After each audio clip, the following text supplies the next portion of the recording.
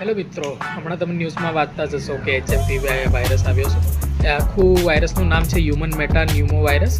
નેધરલેન્ડમાં 2001માં આવ્યો હતો અને ત્યારથી ચાલુ જ છે. એવું નથી કે હમણાં 2024 કે 25માં આવ્યો છે. જે સિઝનલ વિન્ટરમાં વધારે ચાલે. એના સિમ્ટમ્સ છે, તમને તાવ આવે જેમ કે ફીવર અને સ્કિન પર રેશિસ થઈ જાય, પછી નાકમાંથી પાણી આવવું, ખાંસી, એ બધા સિમ્ટમ છે. એના કોમ્પ્લિકેશનમાં ઘરડા લોકોને કોમ્પ્લિકેશનમાં ન્યુમોનિયા, અસ્થમા એવું થઈ શકે છે અને નાના બાળકોને પણ એ જ ફેફસાની બીમારી. અને એના માટેની ટ્રીટમેન્ટ છે જે સપોર્ટિવ ડૉક્ટરો તમને આપતા હોય છે. એન્ટીકોલ્ડ માટેની એન્ટીબાયોટિક કે એન્ટીવાયરલ એવી કોઈ દવાઓ એના પર કામ કરતી નથી, પણ સિમ્ટમ્સને મેનેજ કરવા માટે જે ડૉક્ટર તમને સજેસ્ટ કરે એ તમારા માટે બેસ્ટ છે. અને વેક્સિન એના માટેની હજી કોઈ અવેલેબલ નથી, તો તમારે એના સિમ્ટમ્સને જ મટાડવા એ બેસ્ટ વસ્તુ છે.